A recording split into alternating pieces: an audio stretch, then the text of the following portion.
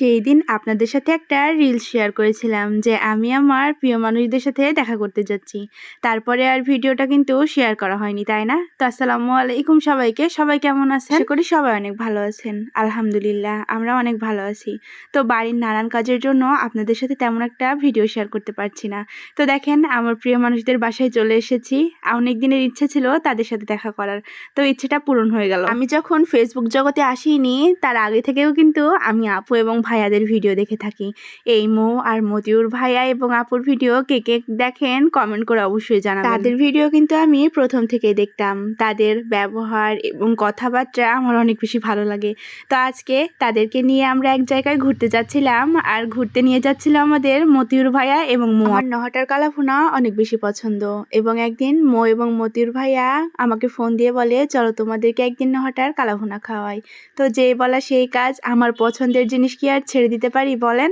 তো চলে গেছিলাম নহাটা হাটে কালাভুনা খাওয়ার জন্য। যেখানে কালাভুনা খেতে গিয়েছি সেই জায়গাটাও অনেক বেশি পছন্দ, এবং যাদের সাথে গিয়েছি তারাও আমার খুব আপন এবং প্রিয় মানুষ।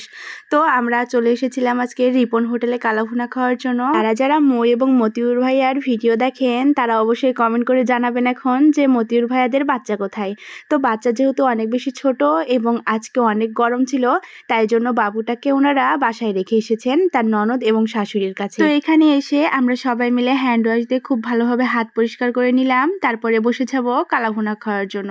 আর দেখেন এইখানে একদম কড়াইতে গরম গরম মাংসকে কালাভুনা করা হচ্ছিল। আপনাদের সাথে গল্প করতে করতে এটাই তো ভুলে গেছি যে আজকে আমরা কোথায় কালাভুনা খেতে এসেছি। আজকে এসেছি নহাটার বিখ্যাত রিপন ভাইয়ের কালাভুনা খেতে। তো আমরা ভিতরে বসে যাই, এখানে ফ্যান ছিল। আমরা হাত ধুয়ে টেবিলে বসার সাথে সাথে ওনারা গরম গরম ভাত সাথে সালাদ এবং লেবু নিয়ে চলে আসেন।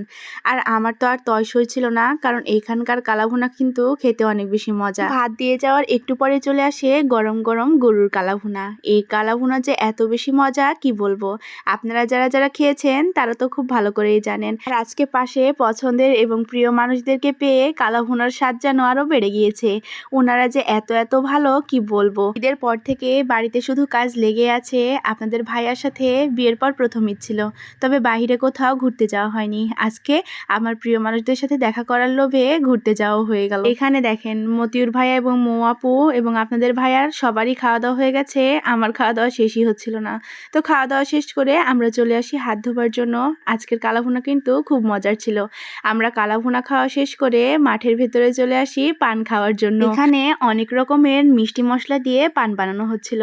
তো আমরা সবাই মিলে পান খেয়ে নিয়ে বাসার উদ্দেশ্যে রওনা দিয়ে দিলাম। তারপরে বাসায় এসে মতিউর ভাইয়া এবং মো আপুর কিউট বাবুটাকে আমি অনেকক্ষণ কোলে নিয়েছিলাম। আমি তো কখনো ভাবতেই পারিনি যে মো আপু এবং মতিউর ভাইয়ের সাথে আমার কখনো দেখা হবে এবং তাদের সাথে আমি ঘুরতে যাব। আপু এবং ভাইয়াদের ভিডিও আমার মতো কার কার ভালো লাগে কমেন্ট করে জানাতে ভুলবেন না। তো আজকের ভিডিও পর্যন্তই, সবাই ভালো থাকবেন। আল্লাহ হাফেজ সবাইকে।